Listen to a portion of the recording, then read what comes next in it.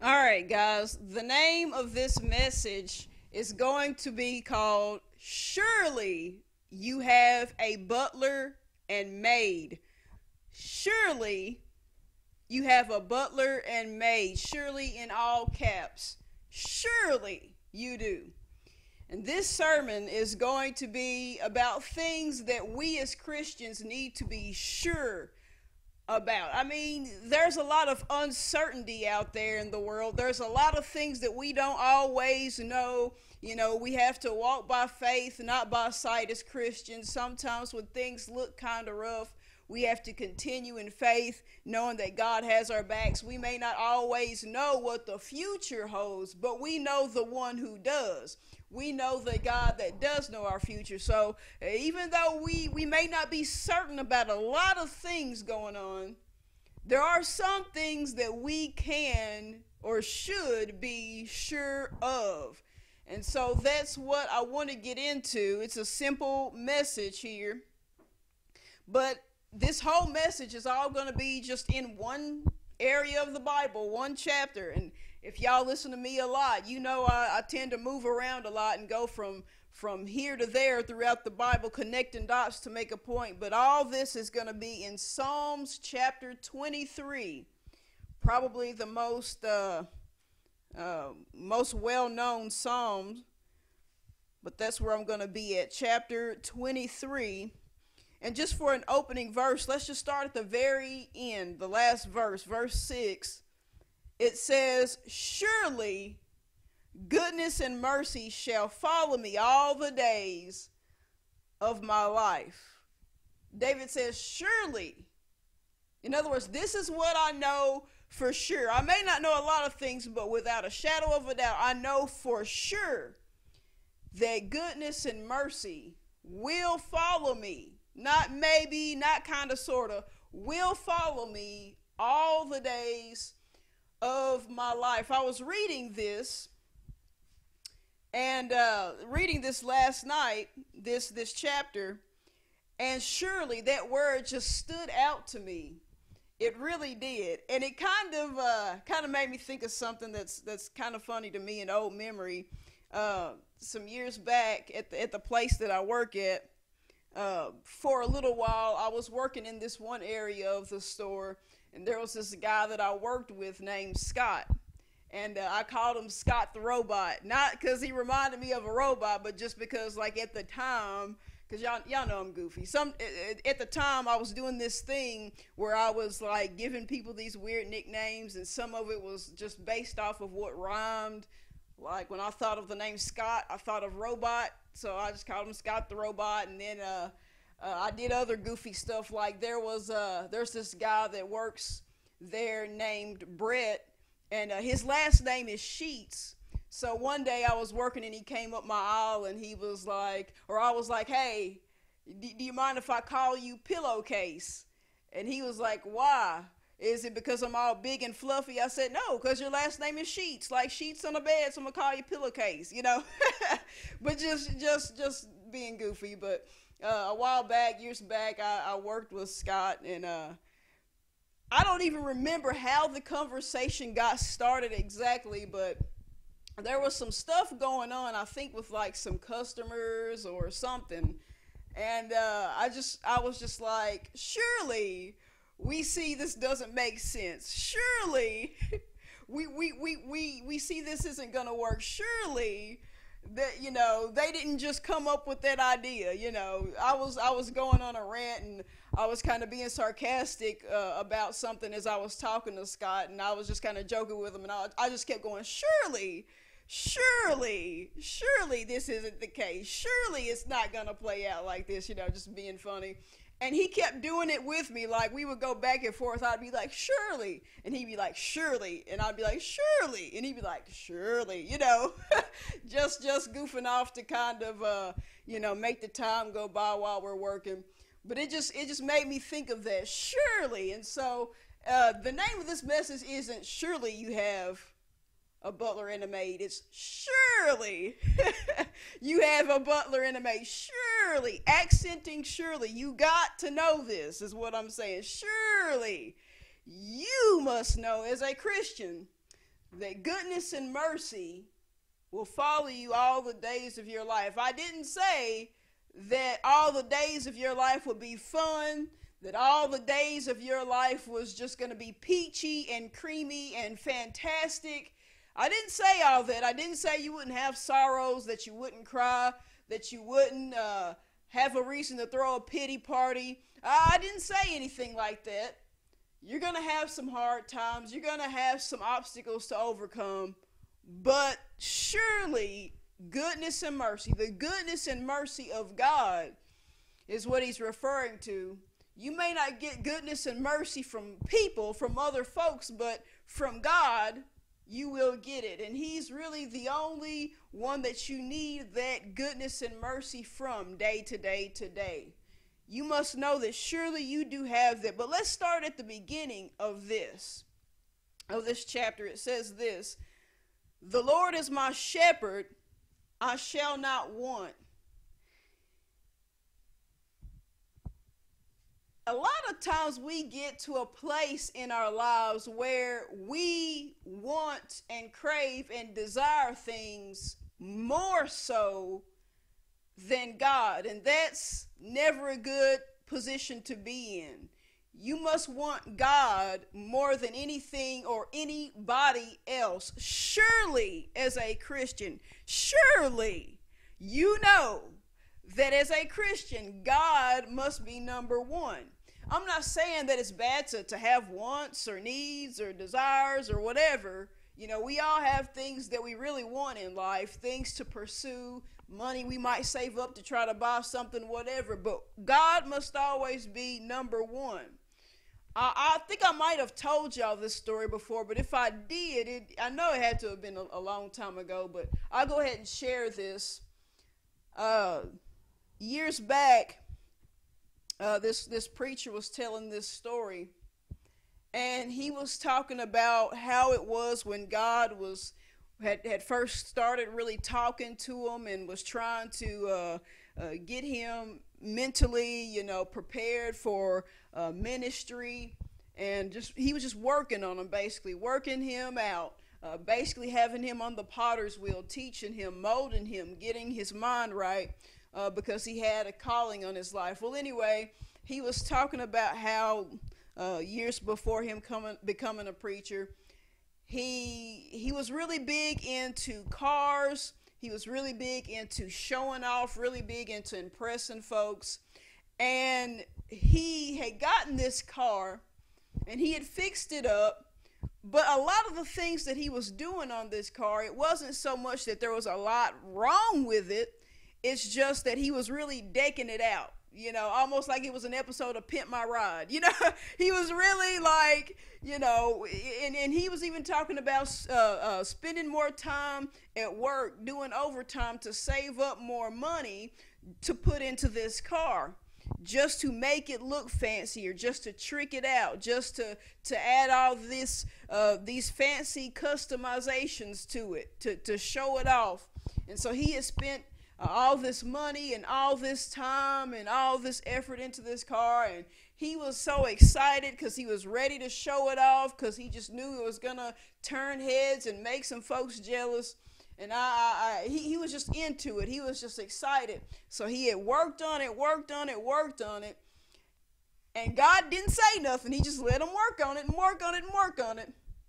And finally, when he was done and he had gotten the car exactly how he wanted it, God spoke to him and said, "Get rid of it."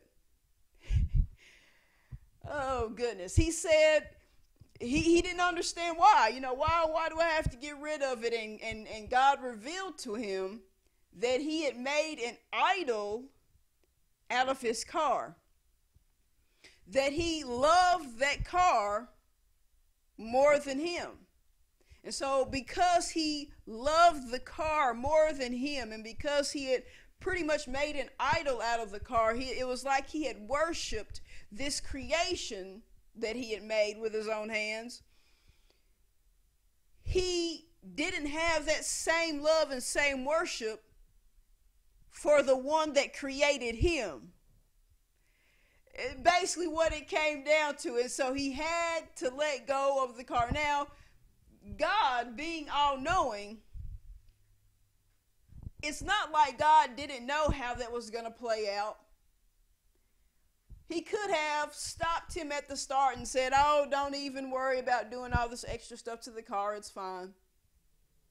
But instead, he let him spend all this time and all this energy and all this money into this car and waited until he got done to say, okay, now that you're done, you gotta get rid of it. You got to let it go. Sometimes God will do that. See, sometimes God can remove things from our lives. Sometimes he will let things stay to run its course, so to speak, to let some things play out, and then he will remove it, because he wants you to see over time how those things and how your mentality over certain things affect you, affect your mind, affect your heart, affect your relationship with him. He wants you to see how it plays out, to see the damage that some things can cause when you're in love or in lust with it so much. Nothing wrong with having a nice car. Nothing wrong with spending a lot of money on a car. Nothing wrong with any of that, or doing that with anything.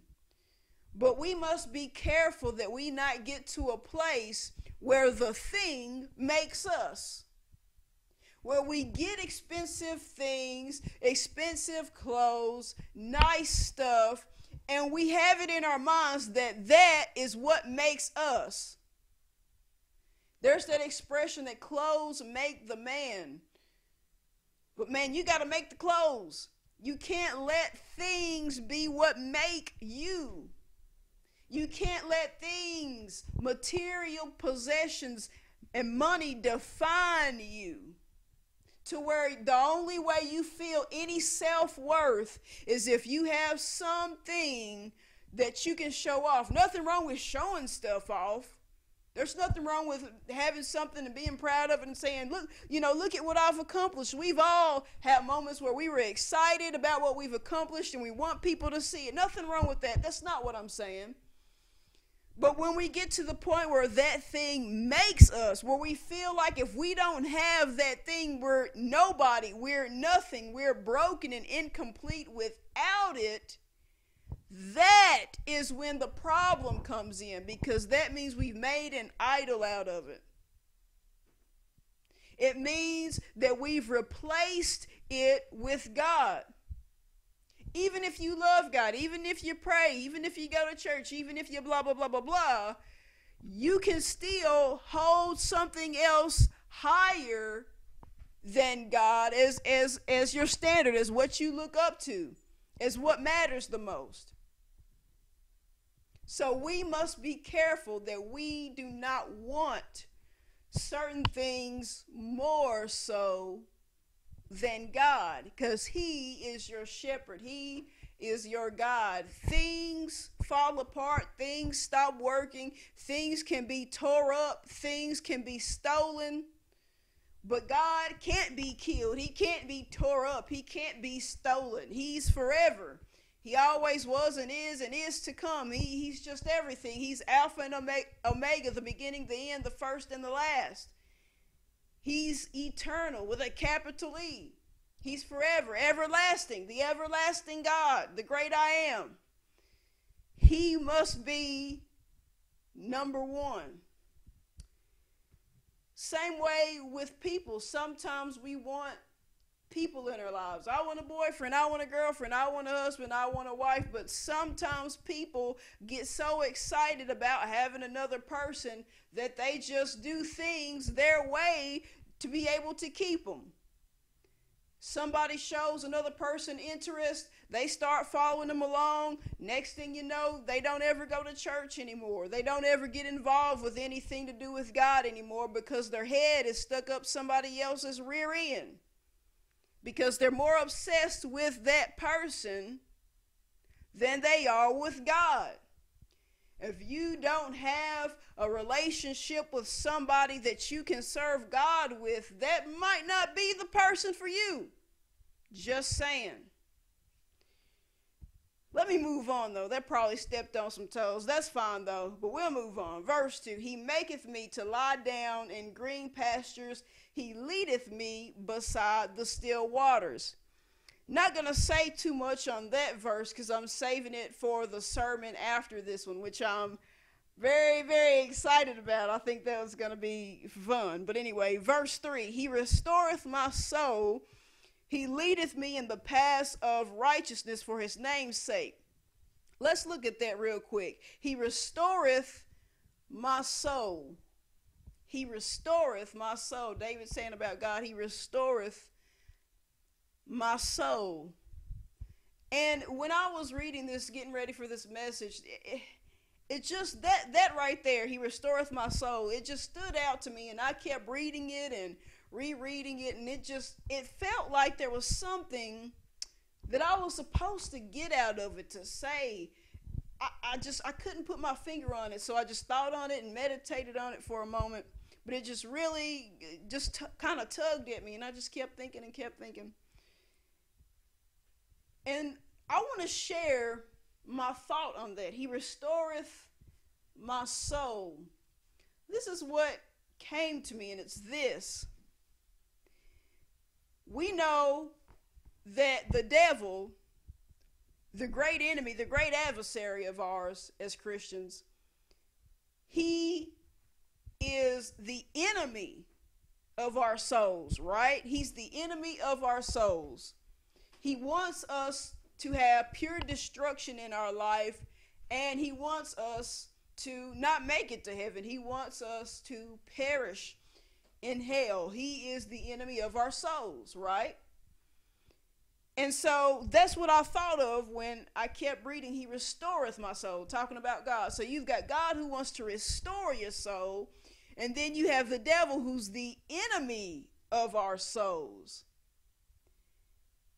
Here's what came to mind in reference to what I just read in verse 1, because it kind of connects a little bit. It's almost like the devil wants you to feel like God doesn't want you to have anything. Because remember, I said there's nothing wrong with things, wanting things, having things, just to not make idols out of them. So sometimes God has to remove things out of our life, right? For our own good, really, for our own benefit, whether we like it or not, whether we see that it's for our own benefit or not. So the enemy wants you to feel like God just doesn't want you to have anything, wants you to be unhappy. So every time things are moved from our life, sometimes the enemy wants to put thoughts into your head that God is just so unloving and just doesn't want his children to have anything.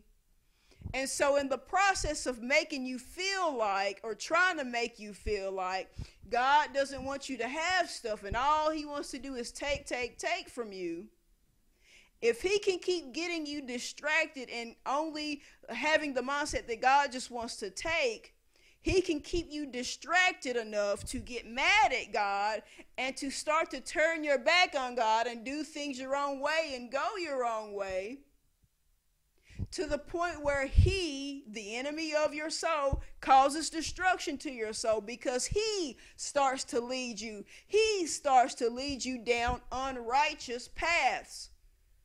Do you see the connection that I'm making here? You must want God more than anything else. Because if it gets to a point where God has to start removing stuff, the enemy of your soul is going to make you feel like God just wants to take, and he wants you to think bad on God so that you will turn your back on God, and then the enemy of your soul, the one who wants to snatch up your soul, can have a better chance of having you. In other words, the more he can make you think that God just wants to take, he's going to increase his chances of him taking you. He wants you to get caught up in the material things being taken away, but he is trying to take your soul. He wants you to be caught up in the things in the natural realm, in the physical things you can see, things outside of your body. But in the meantime, he's trying to take what's in you. If he can get you distracted with things and, oh God, don't take this from me. Oh God, I love this so much. If he can get you caught up in that to where you get mad at God about taking stuff, he wants to take your soul. So you must want God more than anything or anyone else. Because the more you make idols out of stuff, the more you're giving the enemy a chance to kind of sneak in and start to try to tear down at your soul, to try to make you turn your back on the one who wants to restore your soul and who wants your soul to live on everlasting with him in heaven. Just think about that. That's some food for thought there. But continuing on in verse 3, it says, he leadeth me up in the paths of righteousness for his name's sake. Like I said, if he can turn you away from God, that's what he'll do. He'll lead you down unrighteous paths. But God, the restorer of your soul, not the enemy of your soul, wants to lead you down righteous paths. In other words, whose path are you going to take? Some of us go down the wrong path so much we become pathological liars. Hey, that path may be a pathological liar. You gotta be careful what path you take. But anyway, I just thought that was kind of a cheesy joke. But yeah, you must be careful what path you take. Verse 4, yea, though I walk through the valley of the shadow of death, I will fear no evil. Notice he doesn't say, I'm not going to walk down these particular territories even when God wants me to. No, if God leads you to certain places that seem kind of creepy, that seem kind of hard, that seem kind of dangerous at the moment, it's only because he's going to lead you through it. He's not going to take you to it if he's not going to help you get through it, is the point. He'll take you down these great paths, but sometimes he will lead you into the direction of going through some paths in your life that sometimes you do kind of question because you're thinking, this is very uncomfortable. I feel like an innocent little lamb surrounded by sheep, but I do notice the fact that somehow I keep making it through. I keep making it through. That's because the good shepherd, capital S, is guiding you through it. He's not going to take you to it if he won't take you through it. Think about that. But he's saying, as I walk through the valley of the shadow of death, I will fear no evil, because he knows that God is on his side. There's no reason to have fear. He didn't lead himself there. He was led by the shepherd that he trusts and believes in. In other words, he's going by faith, not by sight. Not to say he doesn't see what's going on, because he makes it clear, the valley of the shadow of death, that's deep. He sees some stuff. In other words, he knows what's going on, but he will not fear evil because he believes and knows and trusts in that good shepherd. And I just want to say this: sometimes in life we go through places of death, and the Bible makes it clear that we're in the world but not of the world, but yet of course we're still in it. And in the world, if you think about it, there's death all around us. There's literal death, people dying, violence taking place, people getting done wrong and killed, suicide, this and that. There's death. But even from another point of view, from more of, I guess, a spiritual point of view, there's death. And what do I mean? Well, in the world, there's sin going on all around us. And that's pretty much the same thing as saying death, because, well, the Bible makes it clear that the wages of sin is death, right? In other words, they go hand in hand. So when you come around people and you're having to go through the crowds of people, and people around you are in sin and don't want to get out. You've got people dying around you because of the environment, because of the hellacious environment. Whatever situation you're in your life, whether it's the literal death or the spiritual death, however you want to look at it, there's death always around us. However, we must be led by life. And that life is Jesus. He's the way, the truth, and the life. None come to the Father except but through him. He's the light and the life. Light and life. And so we must cleave on to him. We need him to make it through this world, because really this whole world is like a valley of shadow of death, if you think about it.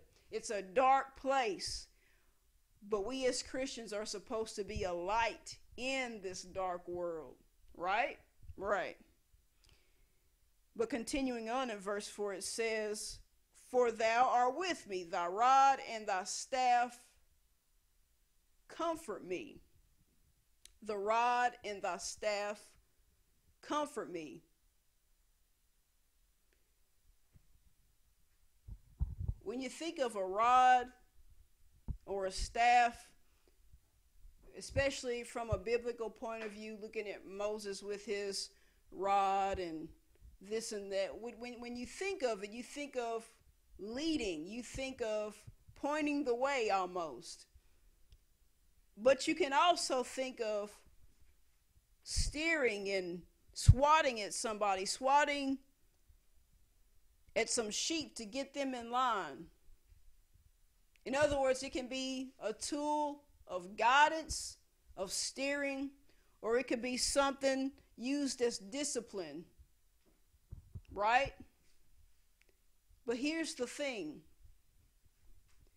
When you trust in God, and you follow his ways, and you continue to walk in his ways of righteousness, and you continue to trust in him, and you continue to not rebel, not go off and do your own thing, but continue to do things his way, even when it seems like there's wolves around you, even when it seems like you're suspicious because you think you got some wolves in sheep's clothing around you, and you're looking and thinking, are you really, part of this camp, or are you really a wolf? You're just in disguise. I'm looking at you and something doesn't seem quite right. As long as you don't let that distract you to the point where you cannot continue to stay on course and you continue to stay on track, you don't have to worry about being swatted and tapped on by a rod. That will not have to concern you. That is why he's able to say that the rod and the staff comfort me.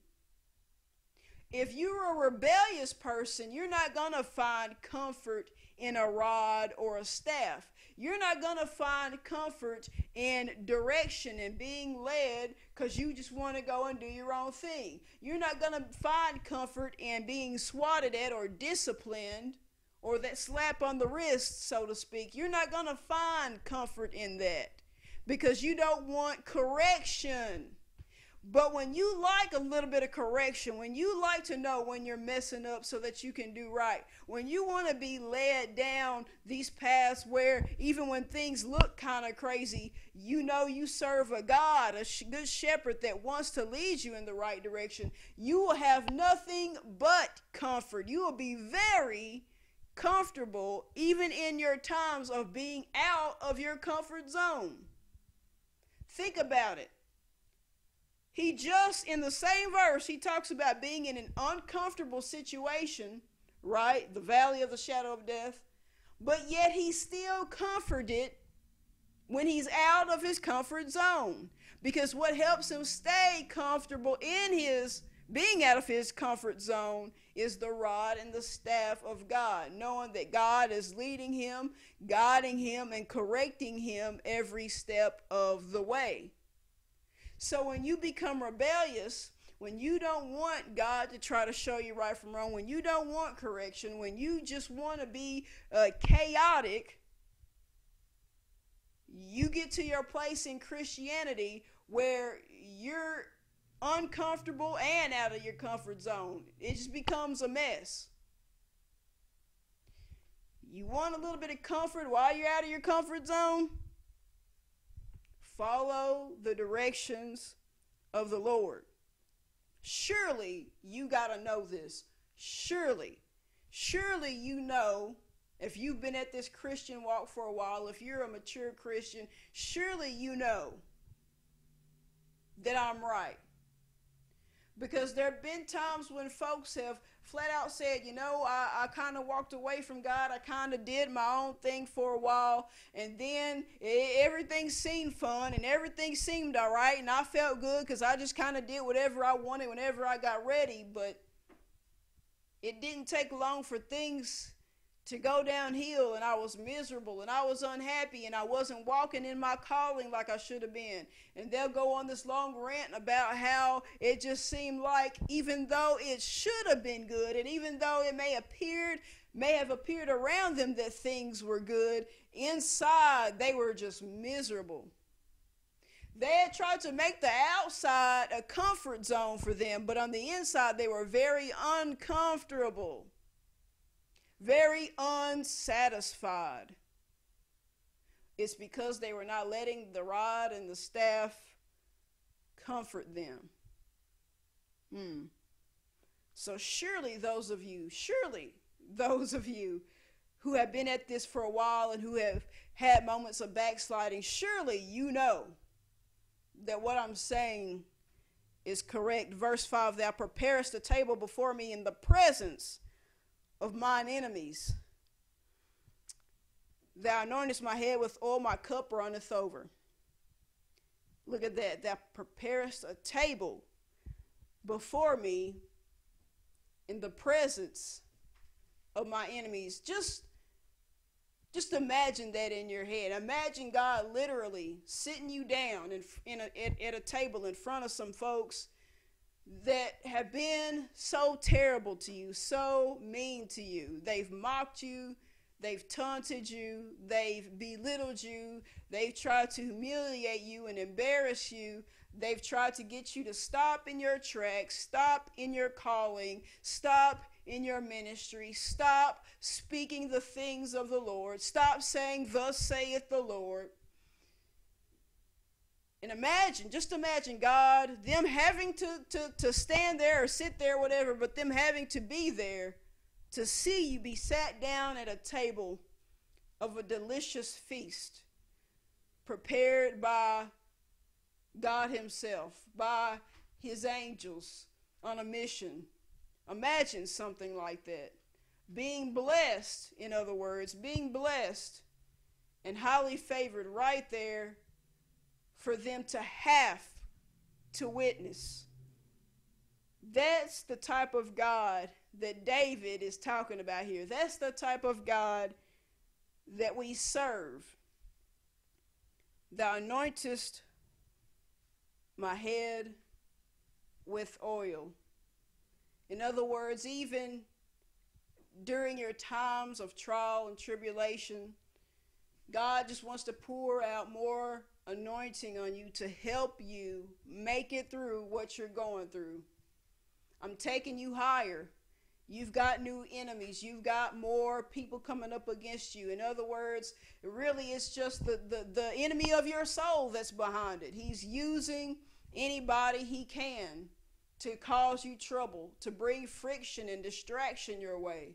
But because of this, and because you're continuing to be led by me, and you're continuing to let the rod and staff comfort you instead of being rebellious, even though I know it seems like it's hard, and even though I know you feel like everybody's turned their back on you, let me continue to pour this fresh oil out on you. Let me continue to anoint you and empower you.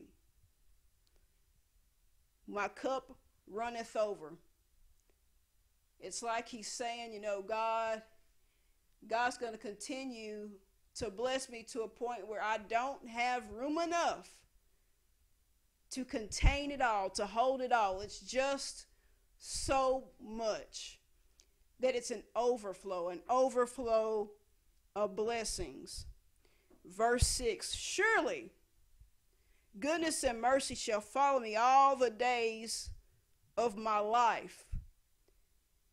And now I'm going to explain to you why this is called surely you have a butler and a maid.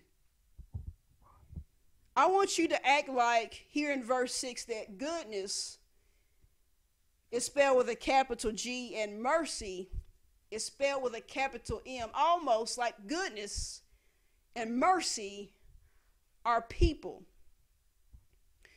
And we're going to say that goodness, we're going to say that Brother Goodness is a butler, and we're going to say Miss Mercy, Sister Mercy, is a maid. And let's say you've got a maid and a butler. Butler Goodness and Maid Mercy. And they follow you around wherever you go. And it seems like no matter what you go through, they're there. They're there. And it seems like that butler always has that fancy platter sitting on his hand like this. You know how some butlers do. They have their head kind of up in there and they're walking and they got that platter and they got that kind of that fancy walk that they do, like they got something stuck up their butt, but they just, you know. And then you got the maid. She's got her fancy little dress on with her apron, and she's going, and she's got this cup almost like a goblet, a cup in her hand that she's holding like this. It's like this wine glass, like this goblet. She's holding it out, and she's got her little fancy walk in her heels too. And so they just follow you around. The butler, Goodness, with the platter, and the maid named Mercy with the cup. And it seems like they follow you around. And anytime you need assistance, anytime you need nourishment for your body, they're there. They're there. They cover you. They're there for you. They feed you. They give you drink. And this continues. But the thing that you notice is every time they walk and they follow you, you hear stuff hitting the ground or hitting the floor, and you look and you see the food from the platter falling, because as they're trying to keep up with you on your journey, it's hard for them to keep the stuff from falling. So you see stuff falling off the platter, and you hear liquids falling out of the cup because they're trying to keep up with you. The cup and the platter is so full, it's running over, that the stuff on it just keeps pouring and falling out. But here's the funny part about it. Somehow, it never runs out. That platter always has food on it that just seems to keep multiplying, kind of like, the fish and the loaves of bread that we read about in the Gospels when it was multiplied and everybody was fed. The multitude was fed with the 2 fish and the 5 loaves of bread. And that's what it's like. It's like the food keeps multiplying. It don't matter how much falls off as they're trying to keep up with you. It just keeps multiplying. And even though it seems like the cup runneth over, as David said, the liquids keep falling out of the cup, it seems like it never runs dry. The cup, or listen, the well never runs dry. It never dries out. It's always full. There's always something that can fall out of it, and you'll still have a whole cup to drink by the end of the day. It just keeps replenishing. It keeps being restored. God, listen, He wants to restore your soul and restore your resources. He will bring restoration upon you and your life. So they follow you almost like angels in disguise, kind of like when the 2 angels disguised as men came into the gates of Sodom, and they came after Lot to help him out, because they knew that city was going to be destroyed. It's kind of like that. It's like God knows what you need when you need it. And so grace, listen, His grace is sufficient. So His goodness and His mercy keep following you around, and it never runs dry. Look at this. And I will dwell in the house of the Lord forever. Not Let me go find some things and some people to keep me distracted from coming to the house of the Lord. I will dwell in his house forever. He's been too good to me. He's been too good for me to not dwell in his house forever. Surely you must know these things as Christians. Surely you must know about Butler goodness and Maid mercy, because they're a reminder that God's grace, through all the hell that you're going through, God's grace is sufficient. He's got all you need when it seems like you have nothing at all. I'll pray us out of here. Heavenly Father, I thank you for another time to minister another word. Lord, I pray that your people, your sheep, your flock, that they get fed, that this be a message that feeds them, that gives them food and drink from the platter and from the cup, that never runs dry, that just runneth over but keeps on replenishing. Lord, restore your people. Bring revival and restoration to your people, Lord. I give you the praise, the honor, and glory. In Jesus' name I pray. Amen.